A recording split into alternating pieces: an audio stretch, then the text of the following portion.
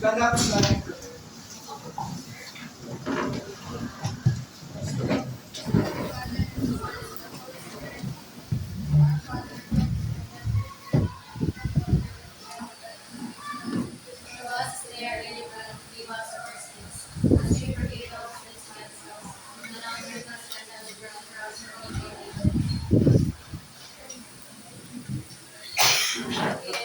Good afternoon, Sir Allen.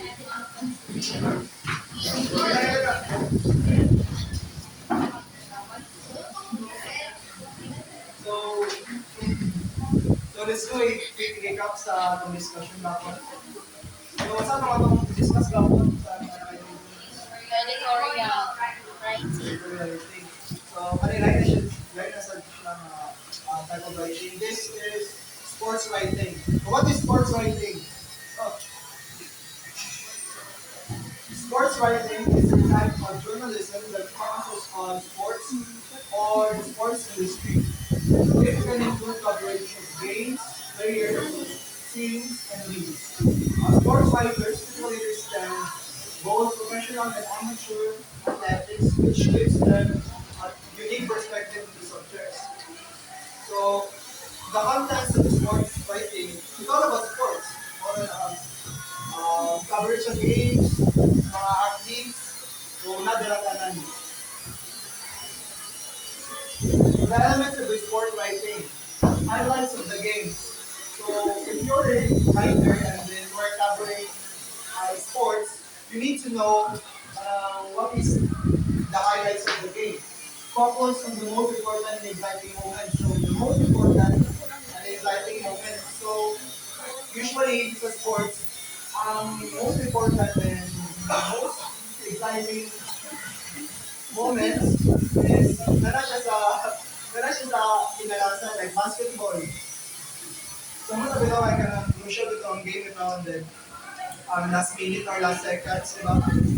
Ano lang ang pinaka highlights or kanang mga highlights sa players like kanang ilang mga nice na layup, di ba? Jordan Pulo, I will include three plays and turning points. So, mga hindi mo sa mga TikTok ito, yung mga Jordan Pulong. Yeah. That is the name of context. Ano rin yan? Pero ang highlights. Ang mga turning points like kanang labong, kontra, kamurika, highlights of the game.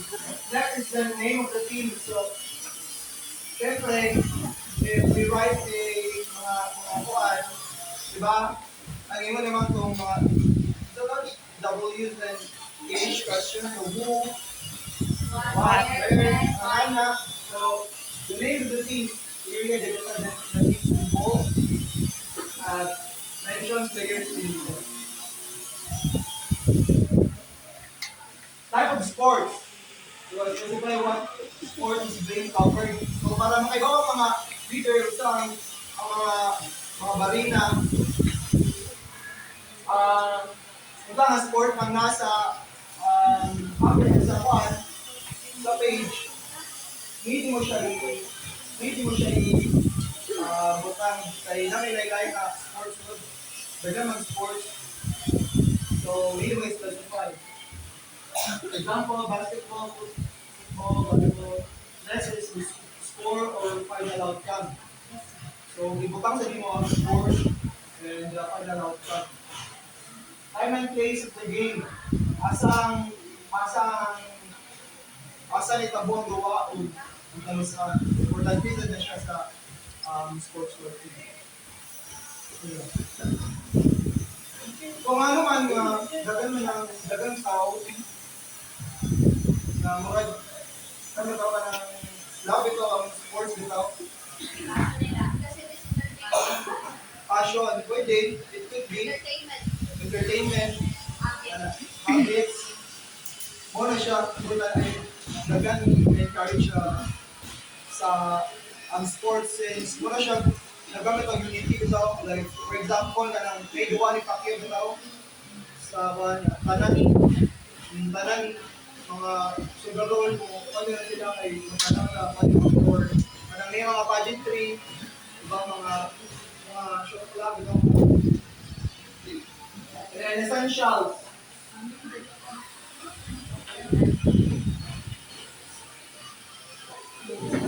know the sports. So if you will write the sport right, then you should know the sports, diba? Understand the rules. Like for example, musuwat ka ay itong ang crucial moment kina-travel ang buwan, ka-travel ang player. So para mas buhat mo, para makasabot ka. Something gusto what you should know the rules. Like gusto mo hindi si Morika na travel sa crucial time na and then ano ba? Be a reporter. So instead nga, kung mo ka, mag-cheer ka, so as a writer, as a reporter, need mo mag-observe. If mag-cheer ka, then ang imong intention is to write something, mabiyaan ka since fast growing up ka ng fast sports, fast moving ba? And then, players or coaches. So ganina sa mga ko sa elements, you should include the name of the teams and the players. So pare ka sa mo highlights mo ang kinsa kwan, kinsa mga high scorer, kinsa ilang coach. Be accurate. So kanan man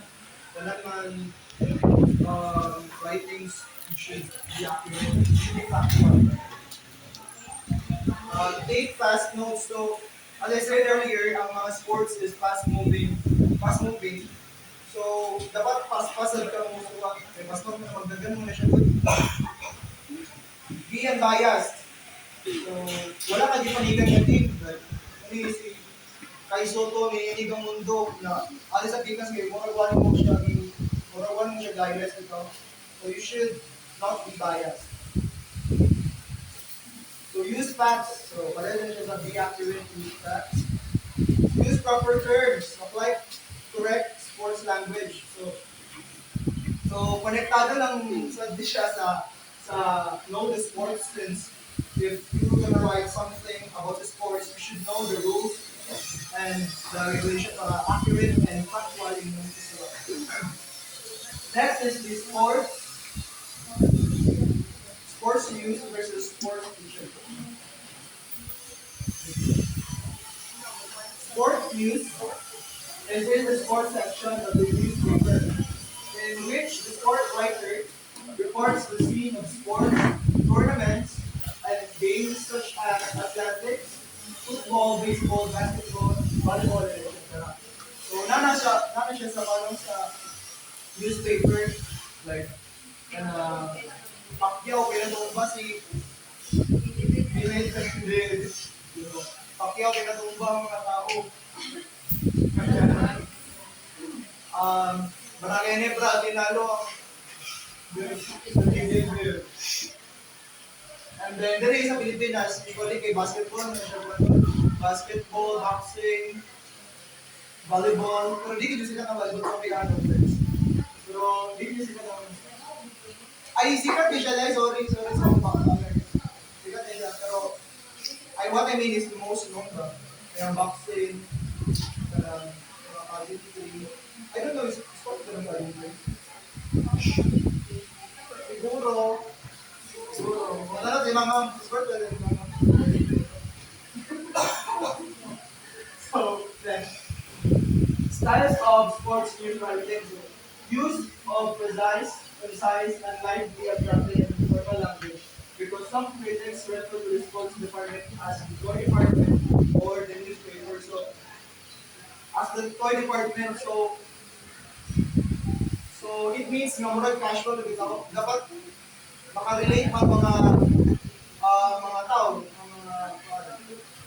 so you should use wala, informal language para makaingan nyo because ng mga tao tawag sa mga sports, mga sporting na tao. And the goal of the sports news so is to inform the reader about the sport and its participant when that information is relevant to current or future events. So motto ang goal sa sports writing is para ma-inform ang mga readers kay dagan kaya pa kaya dako kaya ang area because sa fan-based sports. So mga importante din siya sa news. Next. The qualities of sport news. It is based on facts, so balik na ta. Sa uban mga reporters, it should be factual or accurate. It is accurate and balanced. So balance, so balikan bias ng itabo. 50-50 yung attention, 50-50 yung cover. It answers the WNH questions. So, as I said earlier, kapag mag-iwan yung group ka ng sports writing, natin ang what, who, what, when, so where, and why, and how. Next, it describes the excitement and feeling part of the game. So ari na quality ang mga pahukit sa mga readers ito. Ang pinaka-highlights sa game, ang pinaka-thrilling na moments should be nasa sports writing or i-highlight person. It uses forceful and precise words, colorful but exact description, and special vocabulary called the sports lingo. So motto, kung gagawin niya tagawa sa rules, tagawa sa mga sports lingo, ito may mga example ng sports lingo. Ay kato mga rules sa gravel, foul, uncounted, sport 3 nga mga sports lingo, ito kayo ba? Basta kay nga mga sports lingo murag kung paagi ito sa vibrant sa sports lingo.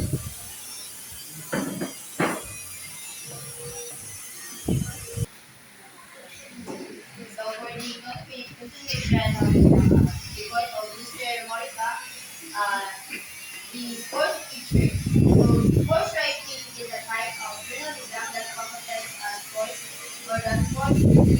It can include coverage of games, players, teams, and leagues.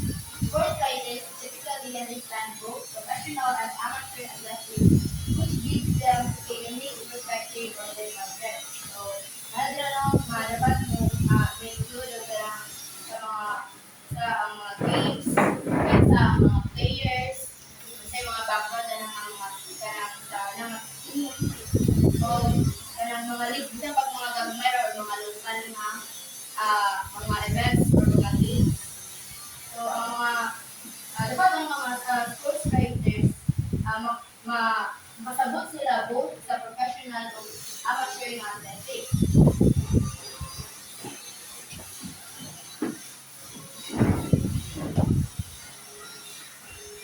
So types of sports features. So first is the sports space.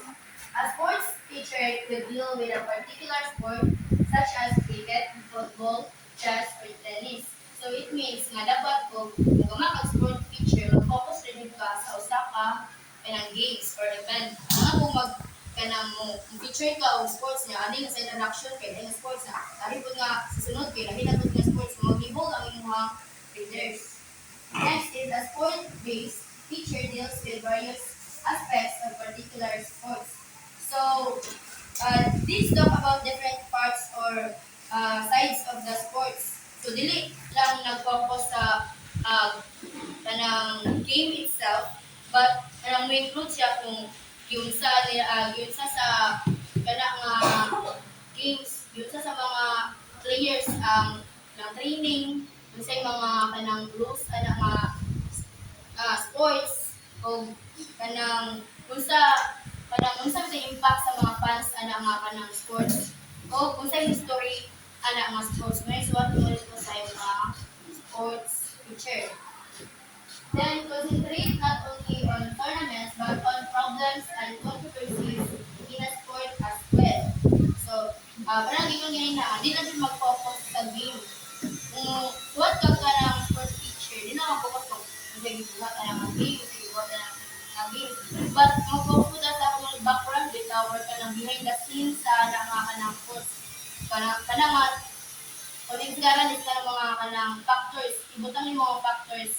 Ano kana ay kanang team is ano na sila siguro lack of kanang funds, mo kayo sa mga support nila, mga kanang government support, kanang sahay kanang ginayin lang answer decisions or kanang lutok mga duwa.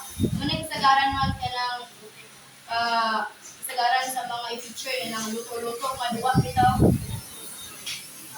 Kana bang kanang bias, kanang kana ba mga bias kay kasagaran mo na kanang i-feature nila kay maka-attract man sa kanang attention sa mga readers. Next is present direct reports regarding a game, an analysis of a particular match, or an insight into problems visiting the game in. So, this explains how and why a team, how and why a team kanang won or lost. Ito na ito explain ano na kanang lakog ang kanang team or ano nagpili ang kanang team. So, sportsman-based. Ito, kanina is sports-based, kanina is sportsman-based. Sport features can focus exclusively on a sports person. Such features deal with sports people of material who are outstanding in their respective games. So, kanina sportsman-based is nag-focus lang yun siya sa usa player or usa person. For example, is kanina MVP.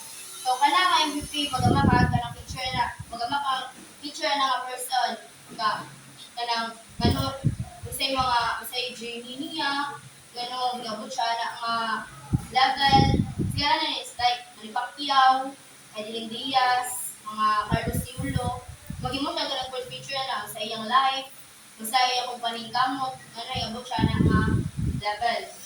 So generally, in the form of a profile. So if magbutang puro ka sa yung first picture, mura siya mura ko ganda story bitaw, like kanang ay as in detailed good na life sa anak nga person ang itong ibuta.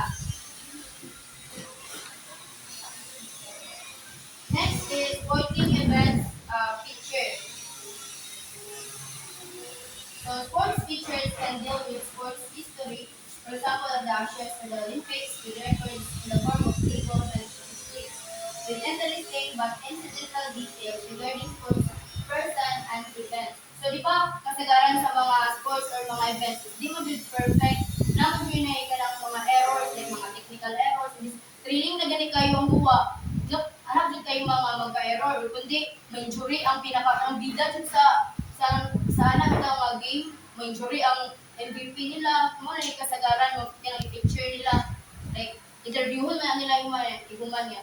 Kana kasi na feeling mo miss ni mo nga kana nga moment nimo sa life. Eh siya gyud ang MVP, siya gyud highlight ana nga kanang game niya. Injury siya. Mo na kasagaran sa mga butang sa sports picture. So, kanang important sad as a kanang writer nga kana mag-record ka kung kanang save hitabo sa kanang event as a writer, like especially kanang tong mga thrilling nga moments amon sini kasagaran nga kanang tanaw ay kanang pamilya tanawon sa mga readers or sa mga audience kanang mga thrilling nga moments like parehadtong sa parehadtong sa Governor's Cup bitaw sa COVID pa.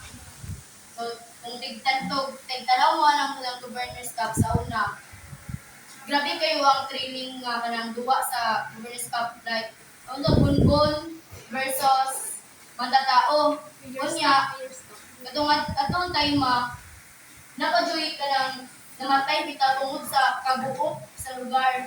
As in, kanang na-feature dito kayo sa mga kay tungod ra ko musiksikan og tan-aw lang adto para lang tan-aw ko nga event pero adto nga game napadyoy namatay kay di audience na siya.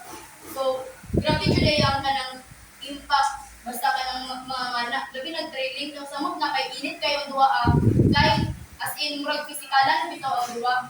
Mo to na-feature gid sila niya kanang nang nakabo na noon atong duha is murag unfair kayo ang gikuha nila is luto daw kay lagi na di tayo mga kanang referee nga kanang bias kana. Next is a sports feature could be in the form of an article, an interview, or a live recorded TV or video presentation. So, sports feature pwede siya sa TV or sa mga radio. Then, the sports feature is this thing.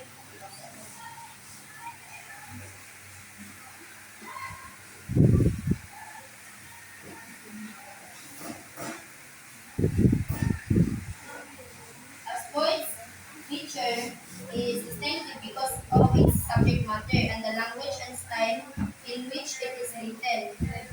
So, kani nga mga event is kanang use bitaw mga creative and engaging language kanang ani nga feature. So, dapat mo feature ka og kanang sports dapat creative with ang imong language nga kanang makadani og mga readers ug sa imong mga audience. So it describes mga actions, like detailed dito kayo ang ibutang mo. Kaya siya, dribble, kunya, na-shot, right to get in last minute na. Ya, ang emotions, pilan yun mong emotions kung suwat ka o sports writing. O ang atmosphere, kung usa ka thrilling, labi na, especially ang mga fans bitaw mag kontra-kontra na, wala na nga kanang game. So next is the principles of journalism applicable to sports writing. So first, sunod yun yung paano nun, no, kay balik na siya. So accuracy, fact-checking, ensuring all sports players, names, and game details are precise. We will check back sports scores as inaccurate reporting destroys trust. So dapat as a reporter, dapat i-check yun mo if kanang truthful ba na yung mga information na nakuha. Hindi nyo i-double check. Like, ato ka sa mga officials, kung kuha rin ang mga magtakag pangkana at kung tapad sa mga officials, so hindi official di ay. So, lagi mo nila inaccurate reporting destroys trust. So, kuhan ka na nga scammer ka. Next is objectivity and impartiality. While sports are inherently emotional, reporters must remain neutral, avoiding bias towards specific teams or athletes, even when covering local favorites.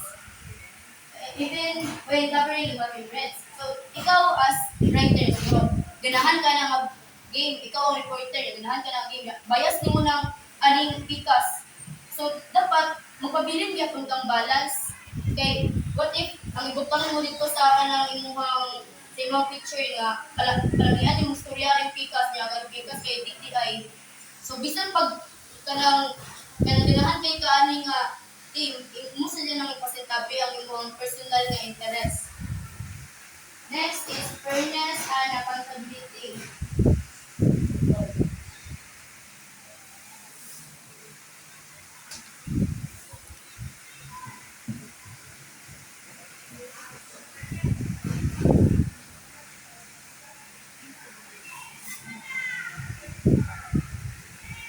So presenting balanced coverage that includes different perspectives, such as interviews with coaches and players from both winning and losing side.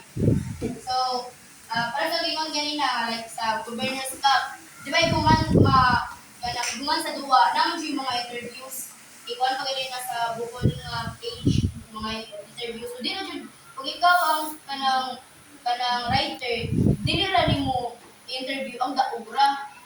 Siyempre, dapat i-interview sa mo ang building nga side. Di mo dain para nila. Next is knowledge of the knowledge of the sport. A journalist must be a student of the game. So, in the word, a student of the game. So, mismo ikaw, kibaw ka mismo anak ng game, na kay knowledge anak ng game, kaya kasi takara mo kasuwap dito niya. Wala siya gawin sa rules sa anang game. So, understanding rules, strategies, and terminology to provide context, teach commentary, and spot key moments. So, sa kung hindi ko rin na dapat familiar ka sa anak ng game. Kay, what if kanang terminology ana nga wag ka gets nya kana din ang terminology is align siya sa ana nga kanang games nya pagka nang kagistorya sa imong picture dira dili to makulit ikaw ra gyapon mismo mawawan. Next is ethical conduct. Respecting privacy and avoiding sensationalism, avoid conflicts of interest such as accepting gifts or having personal financial stakes in things.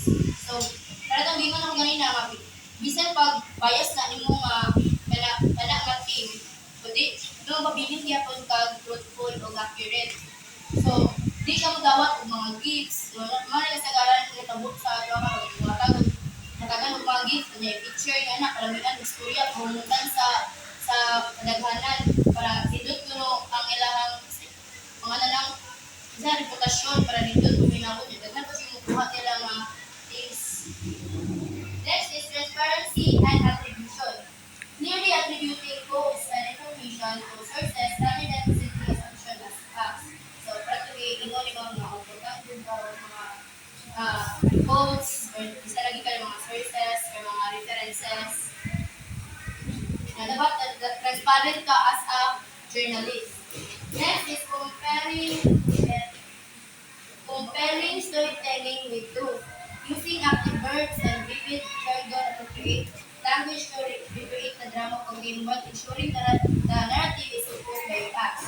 So as a journalist, mag-use mo yung mga words which is maka-attract sa imong mga readers or audience. So dapat ikaw as a journalist or kanang report itong gumasa sa kanang sports feature, dapat din yun mo i-exaggerate kayo ang inyong gigama kay basin uira kayo paminahon di na siya katuhan bitaw kayo di na siya katuhan dapat magpabilin gyud ang truth niya pagpabilin gyapon ang kanang unsay dagan ana nga games or duwa mao man ay kasagaran gyud basta mga games kani na magdi mo jud kalikayan bitaw ng bias labi na iba na di ba siya ng mga official bitaw ang mga page niya mag-post sila siyempre mag-post silang bias sila.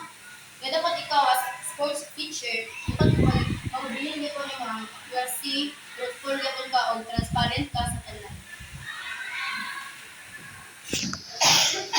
So for the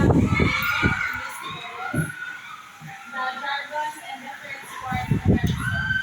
Each sport has unique terms and describes specific moves or kada sport malay-lahi ng ginasiyang mga strategies or moves na ginagamit. For example, sa basketball, first step, a move or a player takes one direction, then steps the other way to score.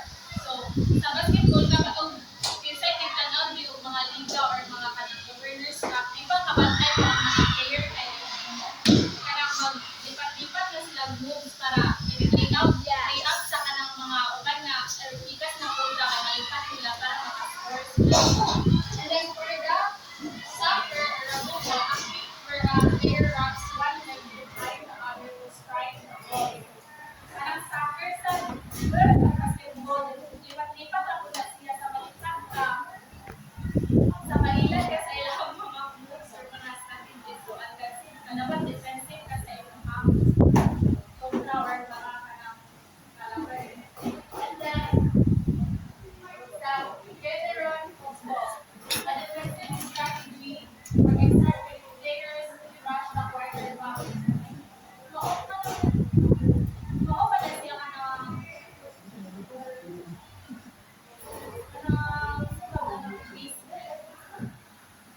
karena di ba na ano siya kada one kinay tulugan siya kada murag na say tawag sa murag na siya kada tawag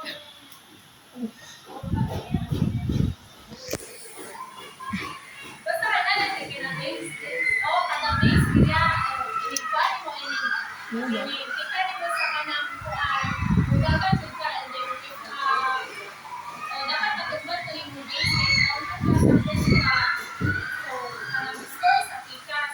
Dapat ka count mga strategies na kuan para makuha yung And then next is the hockey five zone. The space between the goals legs for a goal and this person. That is the speed.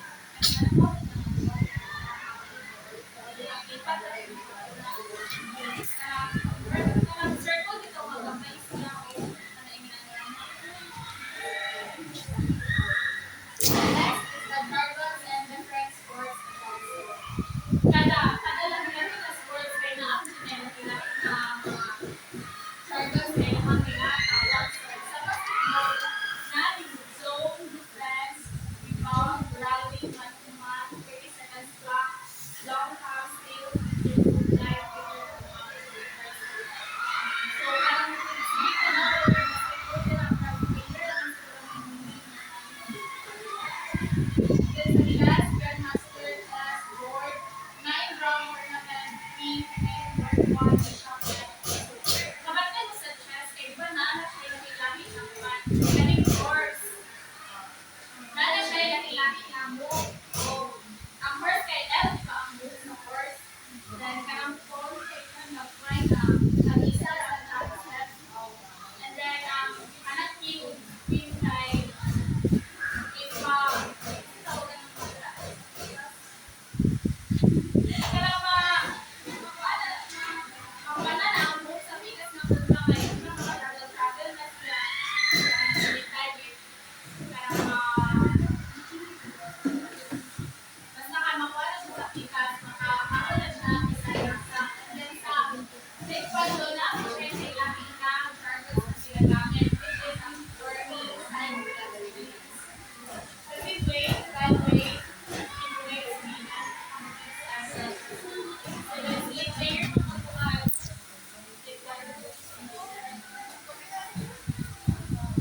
And then during in the sports coverage, It is refers to the recording, analysis, and commentary of sport events, competition, and athletes across various media platforms such as television, radio, print, and digital outlets. So, kapag may ito ka ng mga tuwa sa mga PBA, or ka ng palihan ng doon sa mga film line, mga kaya, di ba na yung mga broadcasters or sportscaster na mag-live kanina sila, uy, si Valdez, nakascore ka na nanana. Kanang makapaano na, makakantay mo na,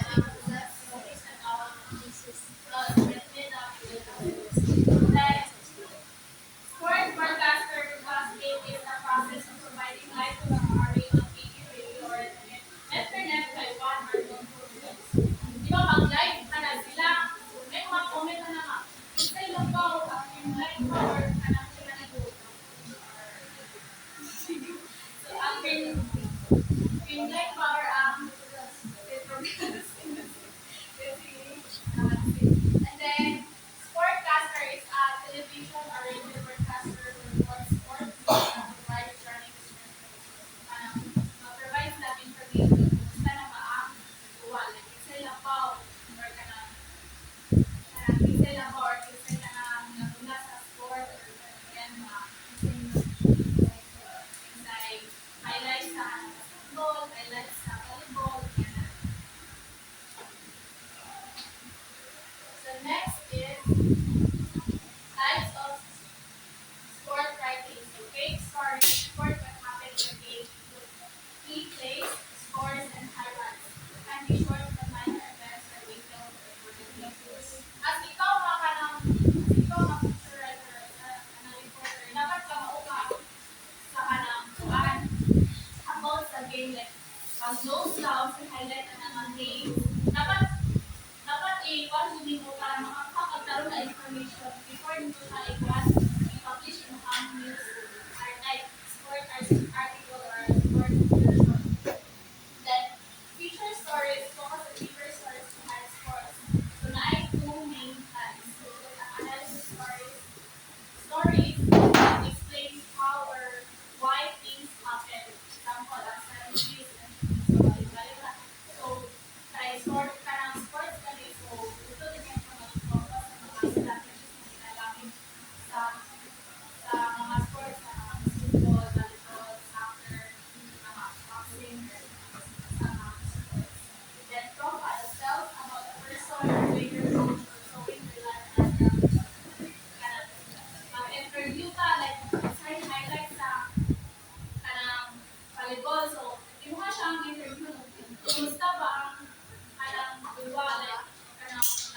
nag-invent sa ilang duwa sa kanang green line or kanang and then sa coach sa dugay mga strategies or mga kuan ay ilang makakatag sa ilang mga players. And then types of sport writing columns, opinion-based writing. The writer shares personal views about games, players, or issues, or emotional and expressive language.